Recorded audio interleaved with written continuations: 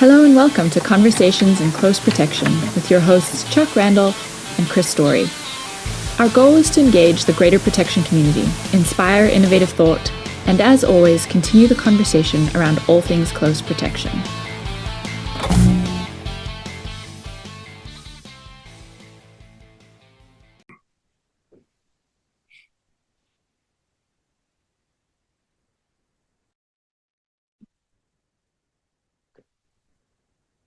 This is Conversations in Close Protection. My name is Chuck Randolph, and across the digital divide is the noetic Mr. Chris Story.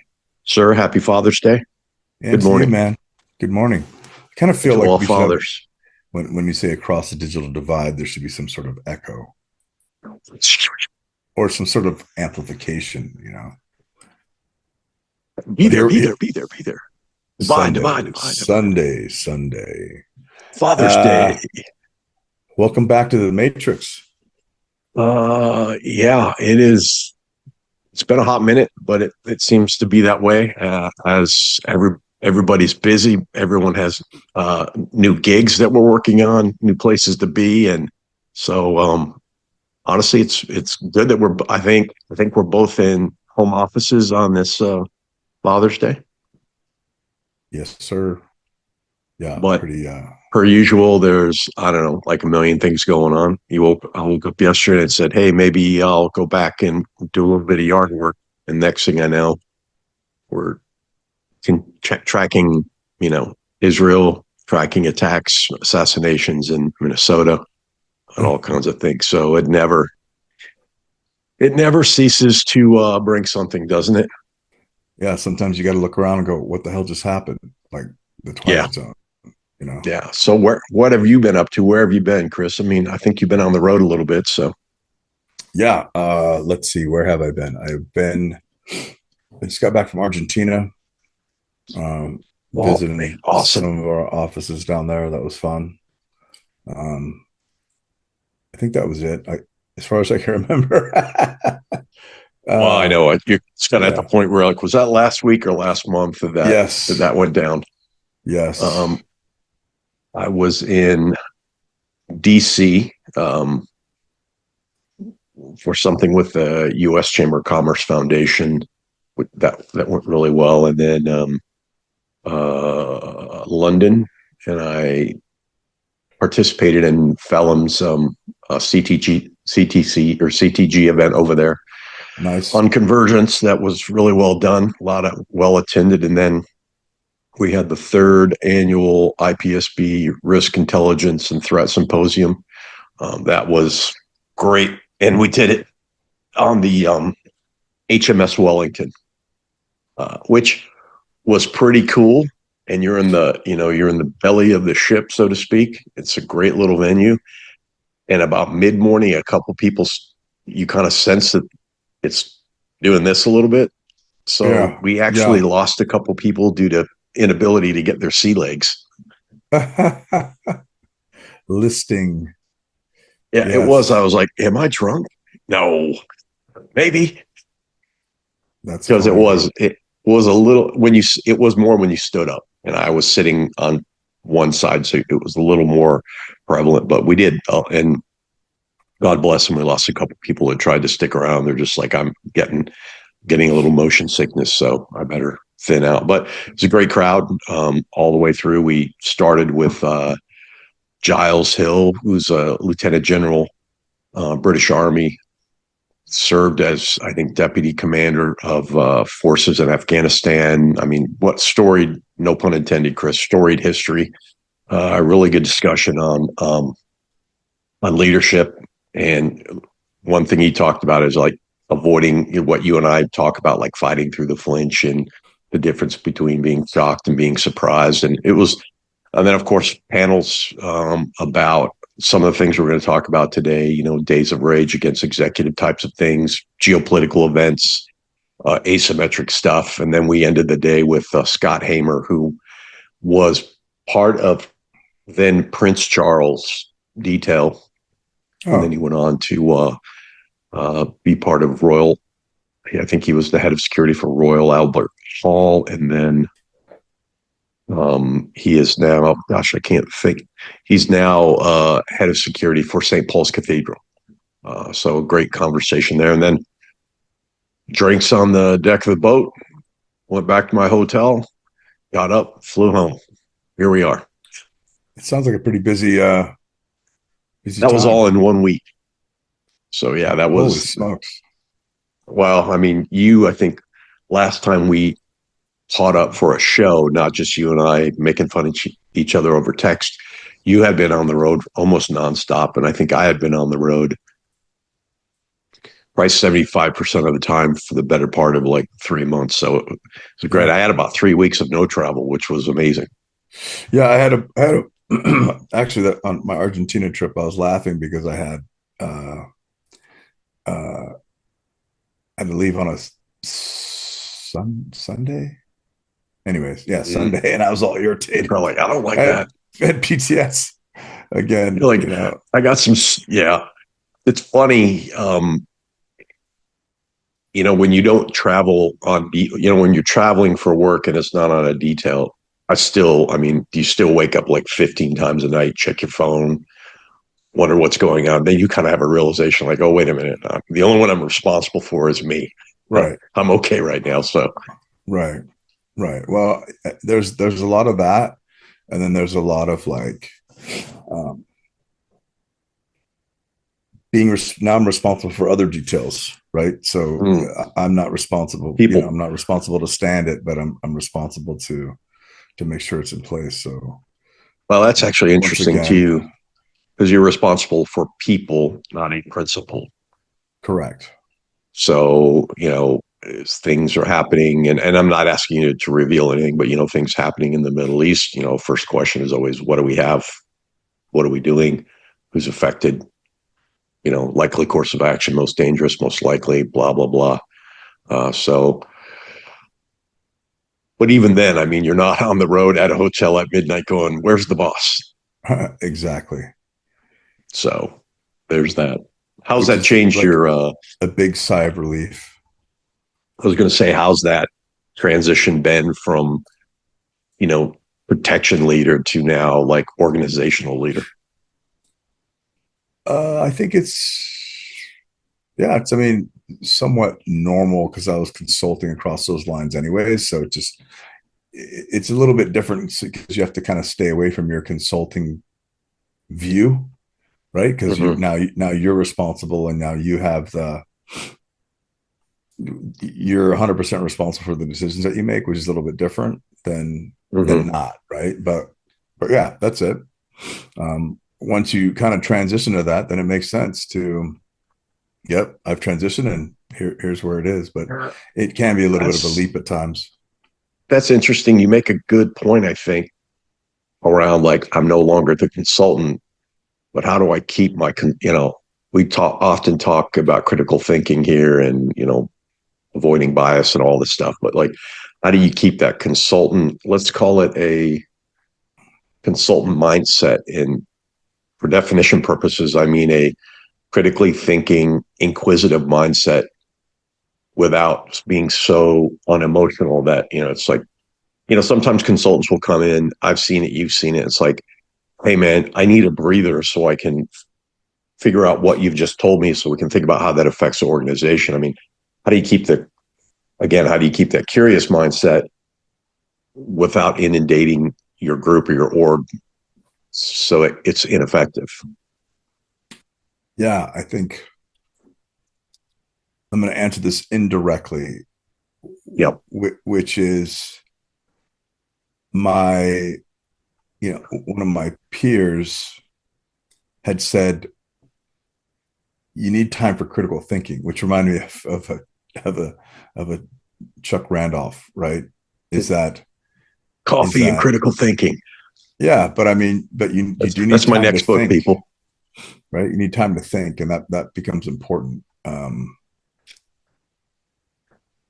set aside that time, because if you're always in this like immediate and crisis decision making mode or whatever it is, then you're not able to think really much further than that. And so you kind of need to do that. That's my That's a really good. you know. And I agree. And that's where I always say, like, you got to have coffee with yourself, because I have been a victim of that, if you will. And, sometimes by my own making, sometimes by organizational uh, activity. But you're absolutely right. Like, if you're always doing, and there's never, like, what do they say in the military? Push to talk, release to think. And if you're never releasing, they're never really thinking about what are we doing? How is it affecting us? I guess that's where strategy comes in, and you're just do, do, do, do, do.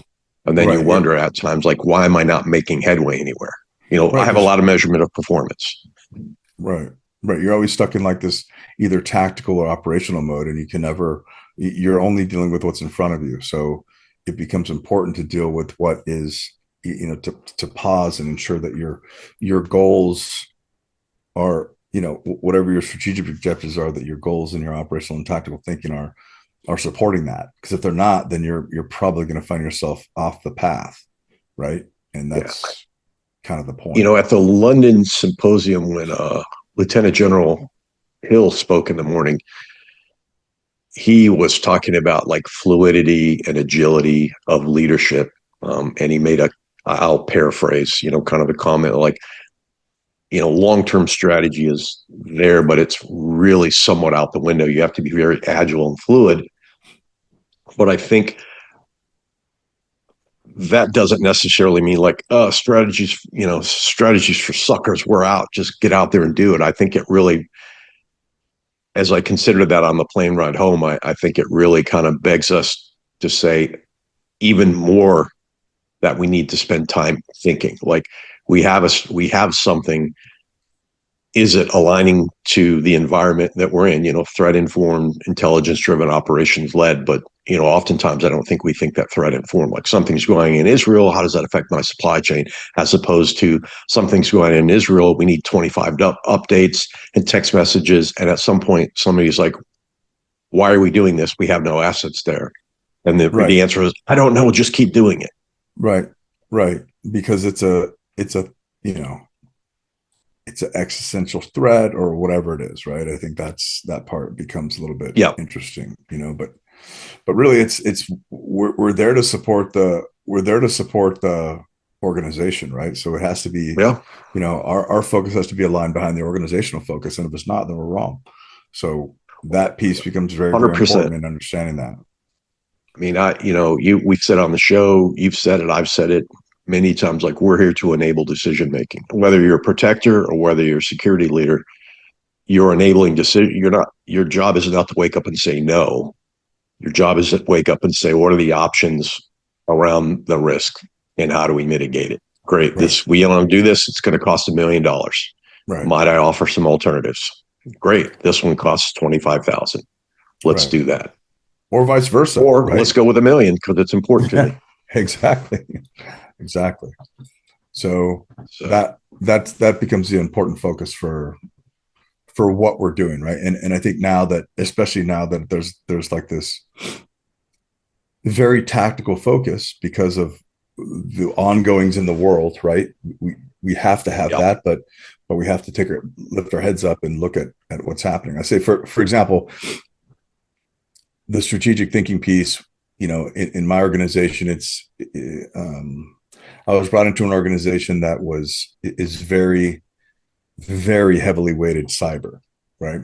Yeah. And for a good, I recognize that immediately, but I had to say, well, how do I translate what we're doing into cyber? Like, how is it up leveled? And I'm using air quotes. And then I realized cyber folks said, we don't grok you. Right. Yeah. There's lots of translation. Lots of translation going on. Exactly. But there's, I had to really think through it and go, hey, what is the challenge here? And the challenge, was it's cyber oriented and, how do we up level communication? So we're talking about the same thing. Mm-hmm. And I was like looking in that direction. And then I realized after a while, there is no up leveling. It is what it is. What needs to be done is that the cyber folks need to be educated as to what physical security and executive protection is. because they think they have this like, they're like, I got it. It's access control, CCTV, somebody standing next to there. And you go, no, those are just the tips of the iceberg. There's plenty of other things that can be accomplished through, in those domains, and you're not touching any of them. And so I realized it was an education issue, not a communication issue. And if you don't have the opportunity to really think through those problems and really, come up with a communication strategy and a change management strategy, when you're at the top of the organization, you're going to be flopping around, running around talking to the wrong people about the wrong message, and it's never going to go anywhere. And so that's just the importance of attacking that. I like the idea of education, not communication, because look, convergence is back, and it's back and cooler than ever. And I'm for it, but I think one has to understand that there are points where there's probably not a lot of convergence going on, and there doesn't need to be. You couldn't force it. Right. But that I think the convergence piece there is educating. So the folks that grew up, cyber started arguably, and protection talk at outlook.com, here come the emails, arguably came up through IT. IT tends to have not everyone, tends to have like a ticket mentality. Like, it's broke, fix, next thing. It's broke, fix, next thing. Yep. And, the physical side and protection as well, the tendency is to look at more the landscape, what's happening. It's just they're different. And right. Well, trying to understand like what's the ikigagi and all that where we can all be happy and come together and focus on that. And those outlier things, you just do what you do there. Right. And I think convergence, twofold, right? To quote Jason Valk, is convergence is a mindset, right? Mm-hmm. Which is 100% true, right? You can't converge everything, but you can get a Venn diagram to where there's a lot of crossover. But you're 100% correct, is this ticket mentality, right? And here's the polar opposite example for a physical security person, which is you dial 911, right? And a protector. Whereas a cyber person or IT person is, okay, you put in the ServiceNow ticket, right? There's no, right? And so in physical security, and I'm using executive protection in that domain, is, our level 1 through 3 or 1 through 5 in criticality is, level 1 is good, right? A 5 is bad, right? In IT, a 1 is bad, or in cyber, 1 is bad and 5 is good. And so there's this offset. And then of course they focus on P level, right? Which is administrative function as priority of solution, right? And we don't deal in P's because it's not administrative. We deal in criticality and severity. And so it's that's the challenge in trying to solve some of these problems. So like as you like to say, we have a common operating language, and in this case we don't. They're literally polar opposites. And so you try to find a way to not only communicate that to your IT and cyber peers, but also to executives, because they've taught the executives, hey, this is the module. Like a P1 is it's a bad thing, right? And so we, to educate, but they still want to maintain that language. So we just, you have to negotiate, hey, P1, we're going to write critical, so everybody understands what that means. And then, P2 will write high, P3 is medium. And that way there's a little bit of parity across the board. And I think that's the convergence, right? There's, and that's that connection piece. Something as simple as that, or, hey, let's color code these 1 through 5. My 5 and your 1 are red. Correct. Yep. And your exactly 5 and my 1 are green. Right. So when an executive looks at it, most understand that, that rainbow effect of the color scheme. Right. I will say, I think, obviously, our discussions are our own, our comments are our own, not representative of any organization that we work for. But I think, as by and large, the physical security I don't want to say industry, but the physical security practice could do a better job of educating the C-suite as to what we do. Oh, yeah, and for I sure. think cyber, why we were, and I'm just making like a general comment here with air quotes for those that aren't watching. Generally, while we are contemplating our naval and trying to figure out what our cool logo axiom was, the cyber folks did, like, and you intimated it, did a much better job of going to the C-suite and saying, this is how we think, this is how we look, here's the engineering behind it, if you will, and how it affects us and how it affects you. So I think we're getting better on the physical side, but we definitely have miles to go before we sleep. Yeah, I think it's, we've talked about this before. It's like, it's frustrating because we don't get out of our own way in sharing what those capabilities are, right? Like one of the things I do when I'm speaking to people about what we do is I ask them, when you think or hear about physical security, what do you think about? And it's always the That's same good. I like things. that. It's always the same thing: cameras, access control, gates, guards, and if they have there's armed presence, they think guns, and it doesn't go beyond that, right?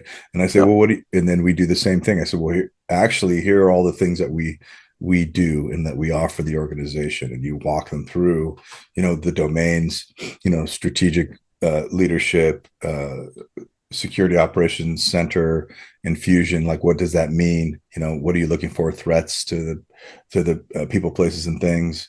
If you have an executive protection team, that's the domain. Physical security operations, which many people believe is running the guard force, and there's just so much more than that, right? And then, of course, the physical security systems. And so that is really helpful in addressing those things to the C-suite, because you get away from there. You're really adding to that thought process and really breaking down that picture of it. Hey, yeah, you're just Paul Blart running around with a bunch of keys.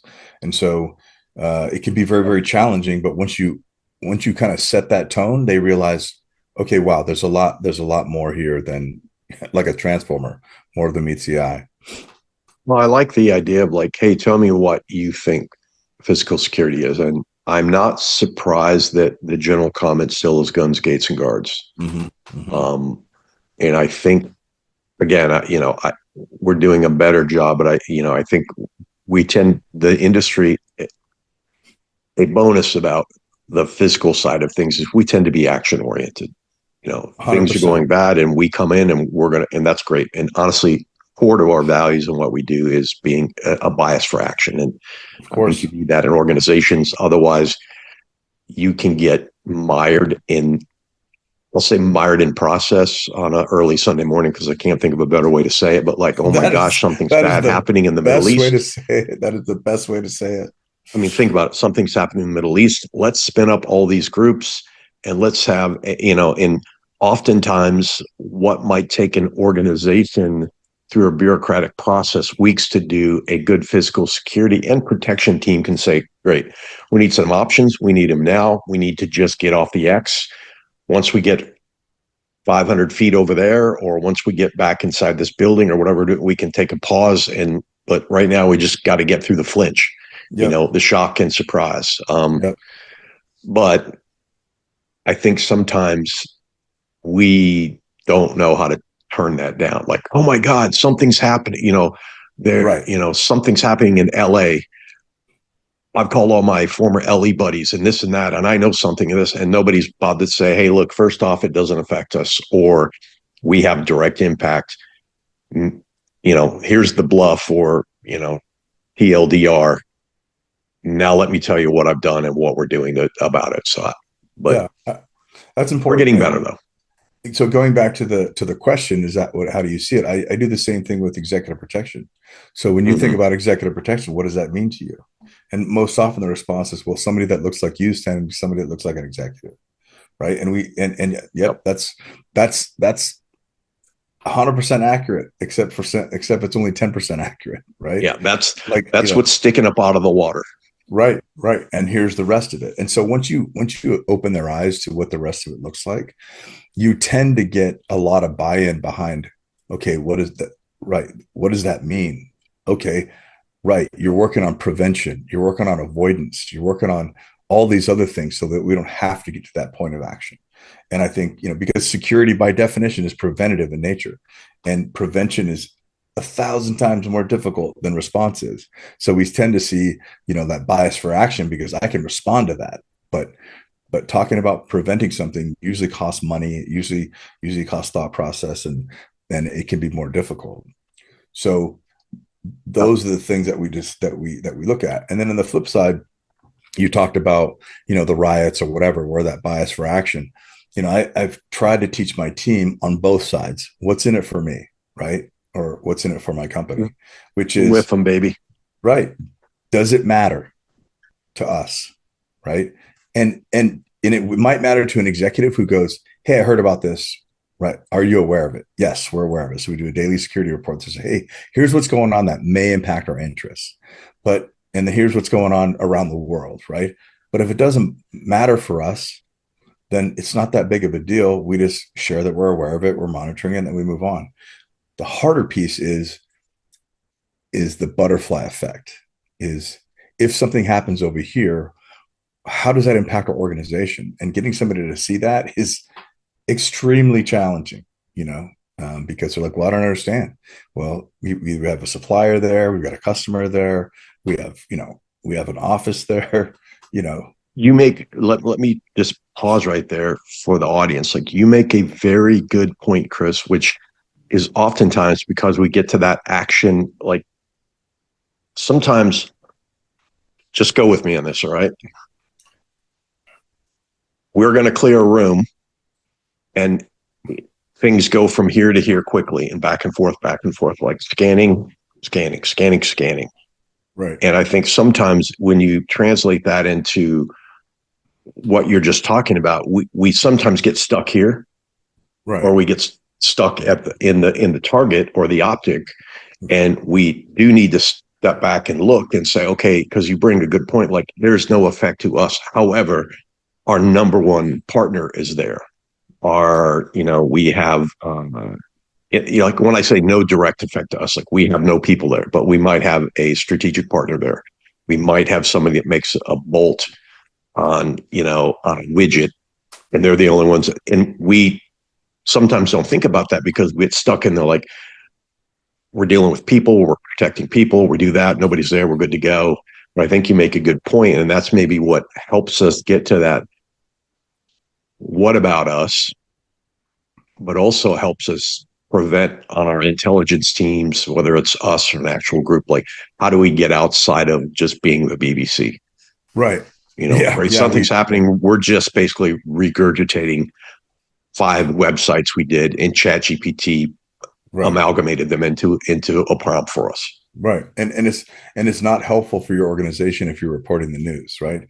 It's specifically to a part of the organization that the news is happening to, right? Again, not helpful. They're like, yeah, we got it, but like you said, and we have this hyper focus, and then and what you're really saying is that after the action is executed, you have to open up your aperture to go, what else, right? What are the second and third effects to the organization or the business that we need to look for, right? Once I solve that problem, and if once I have that hyper focus and I realize there is no problem, open the aperture again, right? But we tend to have that sniper focus on the next problem and just go target instead of open the aperture and looking at how it affects the organization. To be clear, I mean, to be candid, I mean, I've done it. You've done it. You can't help it, especially when you get into that action. You're like, oh my gosh, here we go, target, and then at some point, you almost need to tell someone in your organization, like, hey, look, I need you to, like, everyone's going to be hyper focused on these, like, indicators and targets and things. I need you to step back and make sure that we're not so mired in what's going on that we're missing something that's obvious. Right. Right. But I mean, I think like, it's helpful. It's helpful. You talked about process, right? Like, yep. Like, it doesn't have to be. I'm not anti-process, by the way. No, for sure. I'm not sure. But I think process before bias, before action is not acceptable, right? Just like we say, process before content, like, because that is like deeply ingrained in that cyber IT engineer mindset, right? And so you kind of go, hey, we're going to do this and we're going to do that and we're going to do the other thing. Now, what's important to understand is, what is your organization's risk tolerance, right? And do they First want thing to you be got to informed understand. first? Right. Yep. What do they want to be informed on? Or do they go, hey, yeah, we're aware of it, blah, blah, blah. We understand you're dealing with it. So we understand that it'll be a 4-hour delay while you get all your ducks in a row. And I think for us, that's a lifetime, right? Because our value, like, as we know, for example, preparing for workplace violence, right? Mm. We don't go, hey, we're looking at hours. We look at minutes, right, and seconds, and Yep. and that's what we try to get our tactical advantage for, those minutes and seconds. And a cyber person, they just kind of don't get that, because it's like, well, this is a P1. We're gonna rally the troops. We're gonna discuss it. We're gonna figure out what we need and what the impacts are and all the things, and then we'll get around to writing a report, and then we'll send it to the executives. We don't have time for that, right? In many cases. And so, Right. like you said, it's hard to, at times it's hard to get out of that freaking go mentality and kind of downshift and go, this isn't one of the things I need to execute on this. I can And this, I would say, process. on the digital side, and as you know, I've spent some time on the digital side as well. I mean, something we get from those folk that is that methodic process sometimes is important. Like, hey, we gotta patch something, we gotta fix something. Are there deeper ramifications that we're not considering? So I think if you're a converged leader, it's really arraying yourself almost to the point of, like, put a sticky note on your computer if you're analog like that gives you, like, what are the 5 things that I need to consider about the issue going on right now, to almost force yourself to say, am I considering holistically the issues that are impacting my organization, not just from my old law enforcement or soldier background, or coming up through physical security, or in the reverse, if I'm coming from a cyber side, what are the physical things I need to consider? I mean, there's some, I know some folks out there that do it very well, and they're very thoughtful about it. Yeah. Others not so well. Yeah. I mean, I think the reality is not so well. And I think for the longest time, look, we've talked about it before, security, protection, et cetera, is one of the oldest professions on the planet. And yet in some way, shape, or form, we've only stood next to, hey, we got the bare minimum, right? I mean, if you look at it, and I think this is a very key point, the reason that cyber is such a huge topic is because one person can affect 1,000 attacks from their couch, right? It is asymmetric. 100%. Which is why I have been doing a lot of side stuff on asymmetric, talking about, I mean, because you're absolutely right. One person now can play with the big girls and boys. Yep. And then that's one person, one smart person with some tools and some skills can cause a lot of havoc, right? If all the access points in your organization are open, right? Yeah. The digital access points. Now, a physical security person, it's very imbalanced, right? That asymmetric piece isn't there per se. Well, and I think if you go to a physical security person, and dude, I'm reading an awesome book. I'll send you the title of this book. But I'm reading this great book about the origins of the U.S. Army asymmetric warfare unit, and I won't mention names, but I've been fortunate to reach out and talk to some folks who were privy and part of the standing up of the unit and all that. But this thesis I'm reading goes all the way, like, it's a historical piece, and then it walks into why the U.S. Army did it and all that. But I mean, and I look at that, I think on the physical side, we tend to look at asymmetric like, oh, it's a drone or it's a this. And I think I don't have it fully formed in my head yet, but I've been thinking a lot of, like, what is the leaders, and I don't mean military or government, but what is the corporate or organizational leaders role in considering asymmetric? Because is it the kid in 2016 who got Bill Gates to give him $10,000? Is that asymmetric? Right. Is that an asymmetric risk? I think so. Is it the insider, like you say, that figure something out? Is it an access point that's undone? Is it something that shows up in the mail? Shout out to Ray Secure and all the inputs they give us. But yeah, don't get me going, man. I love that. Yeah. Well, I think as we talk about it, like it's almost 1-to-1, but it can be physical asymmetric, right? That's the point where convergence is a mindset, and we have to focus on what is, if one person runs around in your area and steals a couple laptops, what else might they have done? Right. Yeah. Or here's a wacky thing. Someone takes a kite, flies it over something, and purposely flies it into some electrical lines, and it causes disruption to your data center. Right. That wasn't on anybody's bingo card. I'm not saying that happened, and please don't do that if you're listening. Or, somebody, uses a drone and drops a can of paint on a corporate vehicle or something. I mean, again, I think like the risks are unending. Chris, lately we have talked about Moore's law here on the show before, like in how technology increases and all that. And I've actually been considering Kurzweil's law. And Ray Kurzweil was an inventor and a scientist, and he had essentially, and people can go look it up, but it's his law is about the rate of acceleration. And I've been thinking about this in terms of like the rate of acceleration, and then the weight that comes behind that with both opportunity and risk.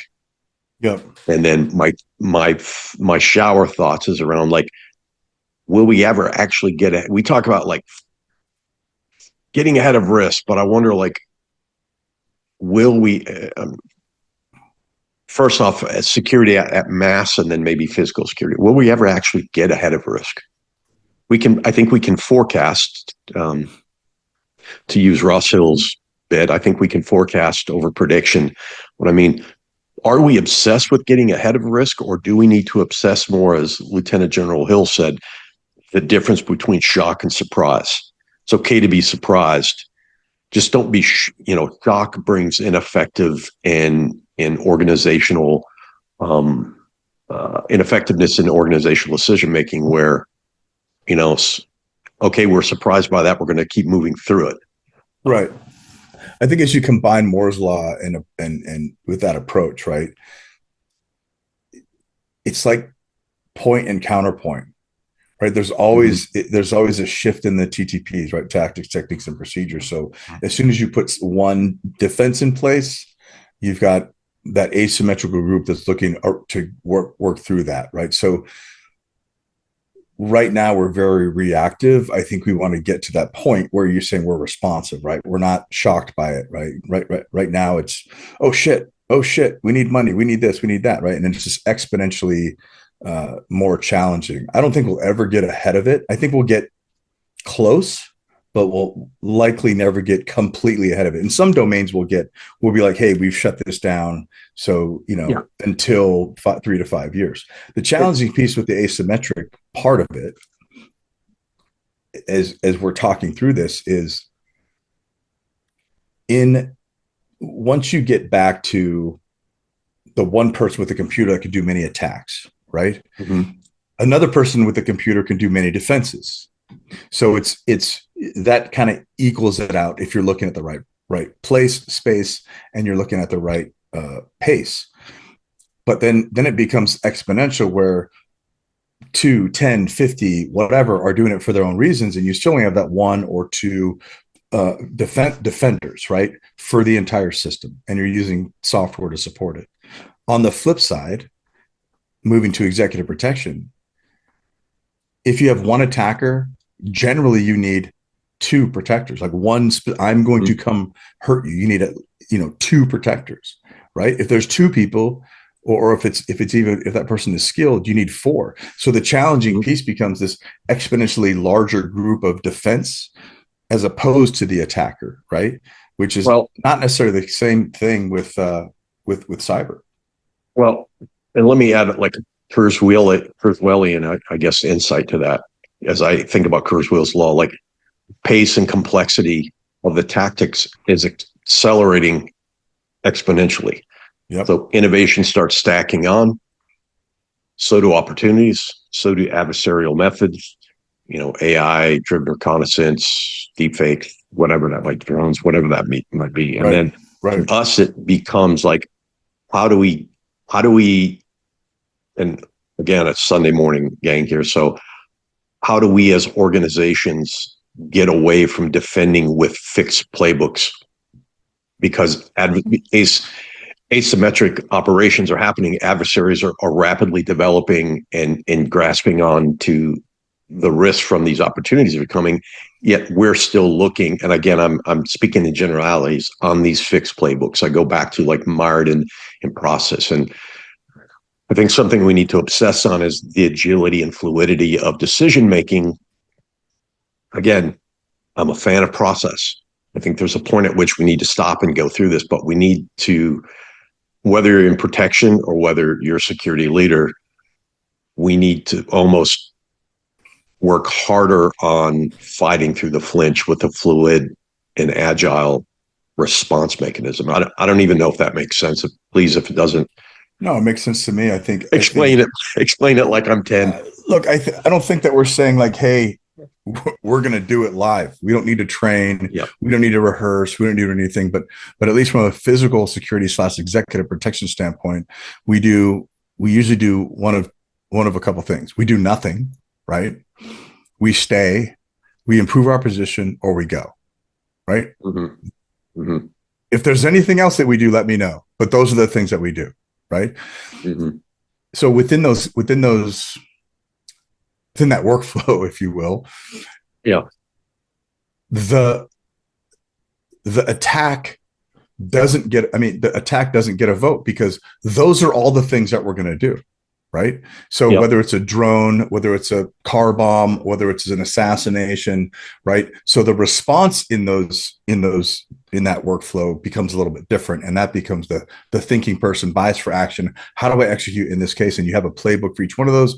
But again, once it goes back to stay or do nothing, improve your position or go, then you're able to execute accordingly, right? Mm-hmm. And I think as we see these things, as we kind of gently move it back to executive protection, with at least from my perspective, starting with the attempted assassination on Trump last year, almost a year ago, the attack on the targeted killing of Brian Thompson, right? Again, we see these one to many. Again, one attacker for one target. One was extremely well protected, or at least that was the perception, right? One wasn't protected at all, or at least ignored his protection. And then you have, the crypto kidnapping, right? And then you have because it's never going to happen to me, right? And then you have, the recent. What happened yesterday? Yeah, in Minnesota, right? In Minnesota, two lawmakers dead and 2 more severely injured. Right, right. And I think as of this morning, they're still looking for that individual. Right. And they know who the person is, right? And so again, as you talk about the asymmetric portion of that, and you talk about that acceleration,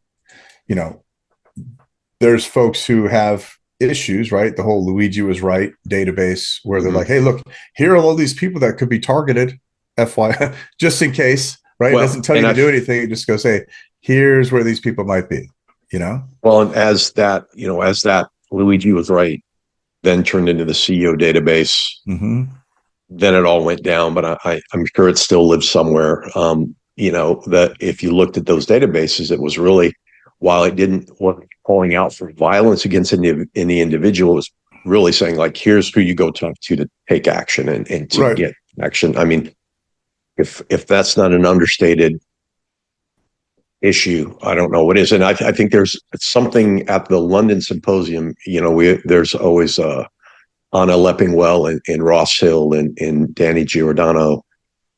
We're talking about like executive threats, existential threats at the corporate organizational level, not just across Europe, but in general.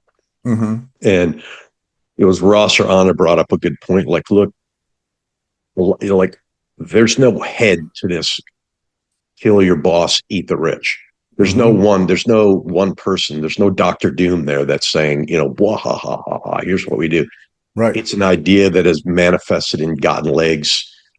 So now it is a philosophical existential issue that many are grabbing onto for whatever reasons. Either I need peaceful protest because I feel that things do need to change. I'm going to bring my kids out. We're going to go protest. We have that right. I mean, all power to you. To those that you see show up around the fringes at dusk that say, we don't give a shit what's going on. We're here to do bad stuff. Mm-hmm. Yeah. I think, a couple things come to mind with that list. Two things. You said it disappeared. 1,000 people, it pops up, it goes viral, and then a bunch of people pull it down, and then it gets shut down and gets pulled down, and then it pops up again in another space and pops up again in another space. I think the challenging piece of that any fool with a modicum of interwebs ability knows how to go and find a version of that probably still lives somewhere on a site somewhere. Right. And so the challenging piece becomes, oh my God, all of these people are exposed. Right. And I think, and there are some people that are on there that have, dude, we had 100%. We had colleagues on there though too. Yeah, no, so did I. Right. And you're like, yeah, but this person doesn't do or have anything to do with the organization. It's just all supposed. Right. Pulled down from LinkedIn and pulled down from chat and done all this other stuff. And so now they're like, oh my God, I'm a target. And then you say, how do I wrap my head around that? Are we going to be the Oprah of bodyguards? No. But what we do is one option is to highlight that person around what they actually do and how far down the chain they are and who they report to, et cetera, so that it makes them not as attractive as a target because they're like, they don't actually have any function. Right. That can actually shift the focus of what my message is. Right. Absolutely. I mean, this is going to sound silly, but you're obfuscating the threat with the truth. Here's the reality. Exactly. Chuck Randolph is a nug that's 15 down the pipe, and about all he can do is approve a $25,000 SOW that's going to come through. So in this case, as opposed to someone suddenly thinking like, oh my God, Chuck Randolph's part of the Illuminati of XYZ Corporation, and if we're going to go get him, and we're going to get people to change the way they make ice cream cones in America. Right, but here's the deal, and it might seem counterintuitive, but you direct the threat in the direction that it believes it needs to be, anyways, and that's toward the protected entities. And then by doing that, if you have a good protection strategy in place, it's being redirected to either you, or if you're fortunate enough to have a protective intelligence function, or investigators. You're directing it to the defenses, right? You're directing it right into the defenses. And I think that's again, it sounds counterintuitive, but in order for you to solve the problem of all of these folks that don't necessarily have a dog in the fight, right? And now everybody's terrified. You do exactly, you push the threat right to where you need them to be, into that catcher's mitt of your defenses. I mean, if you have one, right? If you don't, or you're a small team, I think the conversation is, hey, look, when this all happened, clearly, 360 was on top of this, discussing it, and we have a lot of clients around this. But one of the things that I started thinking about and discussing was, look, my personal opinion, if Chris' story appears on a list like that, and I would rather Chris hear that from me than from law enforcement or the FBI or somebody else, because if it's coming from your organization, then at least you have an understanding. Like, look, I might be 15 down and I might be a low person on the poll, but my organization is considering me. So I feel better about working. I'm probably going to have better output. I'm going to feel good about the security apparatus in the organization I am, and likely I'm going to work with them or tell them, if I see or hear anything. Yeah, and that's important to instill, as opposed to confidence. Like, hey, did Beta County Sheriff's Department called and said I'm on some list. Were you guys aware of this? Oh, I had no idea. We were. What the heck? Yeah, even worse, right? Yeah. I think that piece becomes important too. And that helps that engagement, right? Again, you never let an opportunity for engagement and education go by, right? Well, and also there is also a moment, I think, in this you make engagement, and you earlier on in our conversation, by the way, we haven't talked about any of these news articles, but that's fine. This is probably more important to deal with all these, is the education. Like, look, folks, you came on this list. Here's the information that was pulled from information brokers and other OSINT sites. It's a corporate address, it's your email, and it's your cell phone or your work phone or whatever. Right. Here's 4 or 5 quick things you can do. Please let us know if we can help you. We gladly come and do a desk side briefing or some type of situational awareness discussion with you. And if you get something, please redirect it here. Right. Or even just a simple, PAI scrub, right? That is easy to turn on, and that because again, you pull the strings. I go to LinkedIn, I figure out what your email is, I figure out where you work, right? That's half the battle. So then all I have to do is be able to keep pulling the string. But what I really want to find is that you don't really have a very big impact on the organization.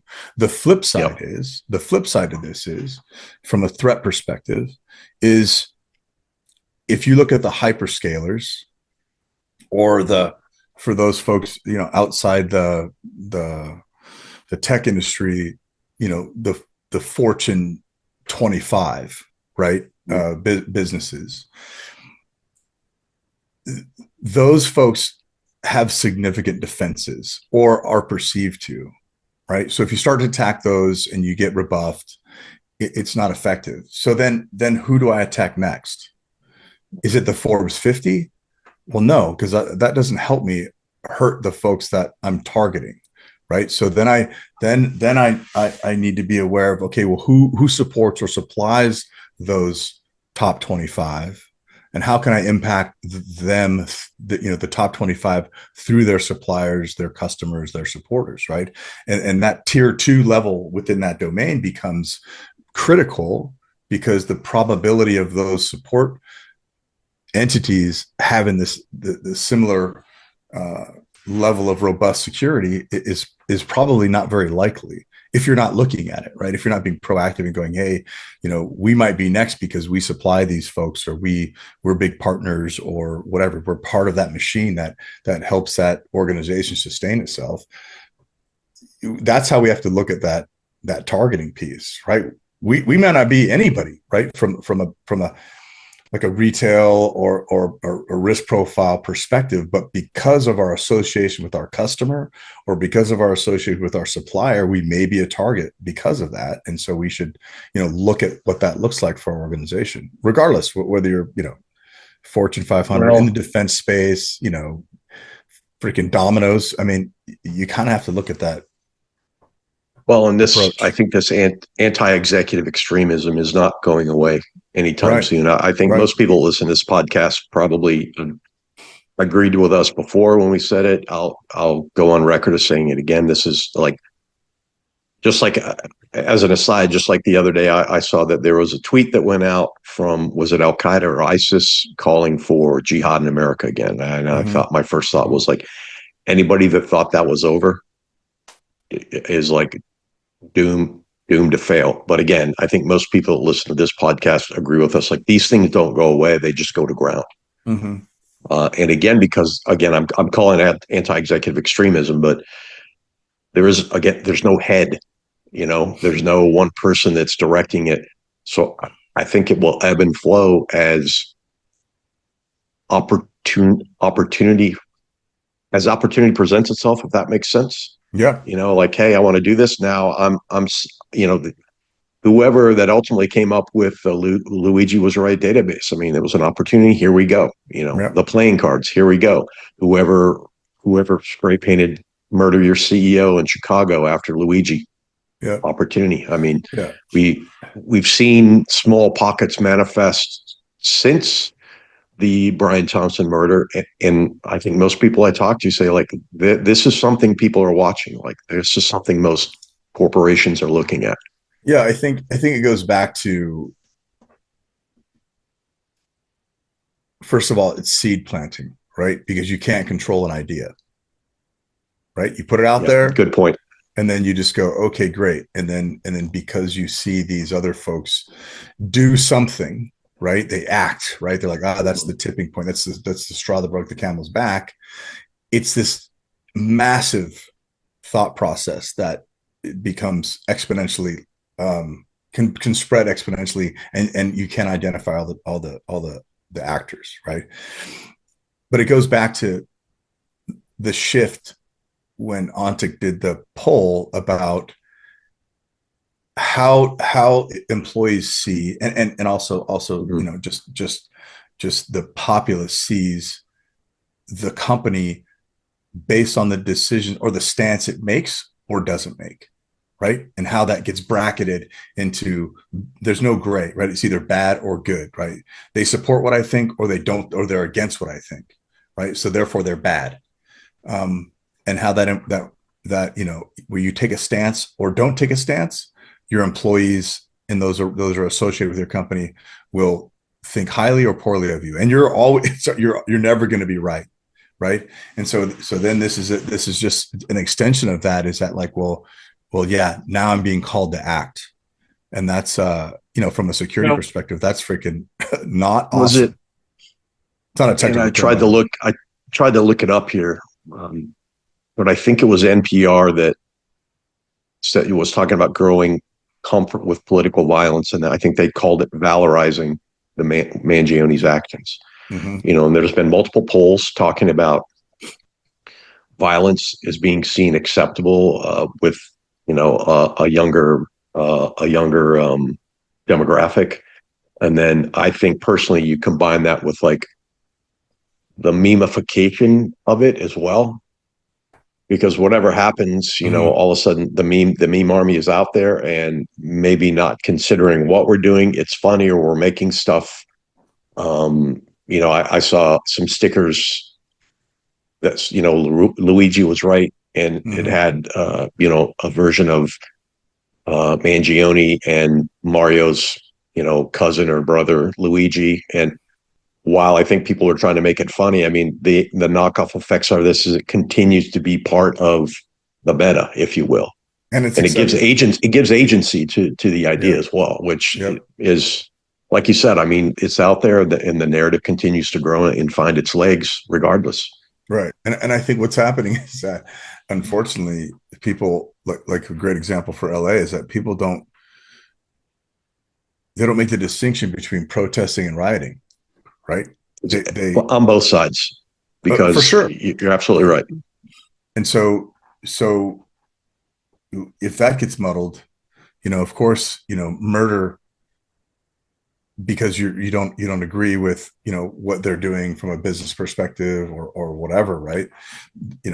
Again, it becomes acceptable. So in some areas, like Brian Thompson's killer is considered a Robin Hood of sorts. Yeah, well, and at some point we'll find out more. I mean, we will continue to find out more about his personal manifesto. There's stuff out there now. He was a big fan of Kaczynski, the Unabomber, and I just like whoever this is. Well, the guy in Minnesota, his name escapes me at the minute. I mean, and he had the flyers in his car. Yeah, I mean, we'll find out more about the psyche of these folks, and it goes back to the comment we just made about. Scholars are highlighting in sounding the alarm of the modernization or the normalification, if you will, of vigilante violence. Right. And that goes for us, I think, whether I'm going to take it to security leadership and kind of bring it all the way back to the beginning of our conversation here, in which we said, how have we continued to evolve our thinking from protector to now leader? And I think what we learned as protectors matters here. Like, what is the issue? Where are the indicators that we see, whether it's through mail or whether it's through email or whether it's through cyber actions, or what are the tendrils that I need to consider thoughtfully so I can anticipate or forecast risk? And then that better informs me from my protection folks, from my cyber folks, from my communication folks. I mean, I don't know. I wish I could say to everyone, like, hey, summer's here, it's going to be better, but I just think it's going to continue to get hotter and hotter. Yeah, no pun intended, because it's summer, right? Yeah. I think I was going to make a predator joke there, but it didn't seem appropriate. Yeah, probably not. Right. What's interesting is the manifesto to me, right? Like, me too. It's almost like becomes the playbook now, right? Is that like, oh, you're going to do these bad things, but before you do it, you got to leave a manifesto about why you're doing it. Like, so unfortunately, the news highlights, and his manifesto was found in his car. Like, I guess it leads into some level of insight, right? Potentially. I mean, if you're an ATAP person or you're a threat management person, absolutely. I mean, those things are important as we consider what was this motivation, psychologies, all the things behind, like, why did Chris do what they did, or why did this young man decide or this older middle-aged gentleman feel he needed to go, assassinate two Minnesota lawmakers? I mean, we can guess, but until we see some of those things, because what one thing we do know is, like, the mental state of someone, that in itself is asymmetric. Right. Yeah. And I think it just, when you look at the Thompson killing, the level of casualness, on one hand you go, wow, this person's experienced. On the other hand, he probably just played freaking Grand Theft Auto, right? And it was just kind of like, whatever. Well, the challenging piece is that, that was well planned, well executed, and from not an individual that you would normally expect that from. I mean, I think initially that was a big cry too. It's like, this is not. But again, I go back to, like, what is normal, right? And so I'm going to go back to this: is that prevention, right? Yeah, great. Yep. It's great that they caught him after the fact, because there were some mistakes that were made. But our job is prevention. Right. We're not law enforcement. Yep. We're not there to solve the problem. We're there to prevent the problem. So how do we do that? And then the last piece is, God forbid, anybody with a modicum of skill and training, right? Or at least, again, God forbid, highly skilled, experienced, and trained executing something like this. I'm not sure that folks are ready for that. No. Well, I think on that note, I think we'll leave it continued. There. We had about 4 or 5 stories to go through, but clearly we had other things we want to talk about. So that's why the show remains to be what it is, and why and by the way, for a lot of folks out there, you know who you are. Our New York friends that called and emailed and said, "Hey, man, when's the next episode coming out? I need it." We hear you. And we're working on that. So, Chris, any last thoughts before we move to close this puppy up on this beautiful Father's Day in Texas? My last thought is that there is plenty of opportunity out there to be successful and to improve, right? ABCs. Always be continuously improving your position. Love it. Yeah, spoken like a good NCO. Always improve that fighting position. Exactly. And I would say my ABC would be always be curious. There it is. Boom.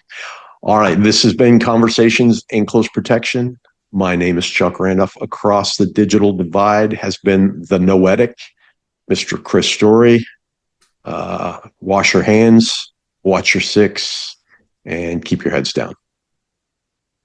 Noetic sounds pretty cool, actually. It's like sounds like the kind cleric. of poetic. Yeah, the poetic, cleric, right? Yeah. Good times, all. You've been listening to an episode of Conversations in Close Protection. Email us at protectiontalk@outlook.com and find us on your preferred podcast platform. Please take a moment and consider rating us to help others find Conversations in Close Protection too. Look for us on LinkedIn, Instagram, Twitter, Facebook, and other social media spots. Conversations in Close Protection is brought to you by your hosts Chuck Randolph and Chris Story. Our engineering editor is the mighty Aaron Peck. Please remember that all opinions expressed do not represent those of any organizations or companies the hosts are affiliated with. This is Rachel saying watch your six and keep your heads down.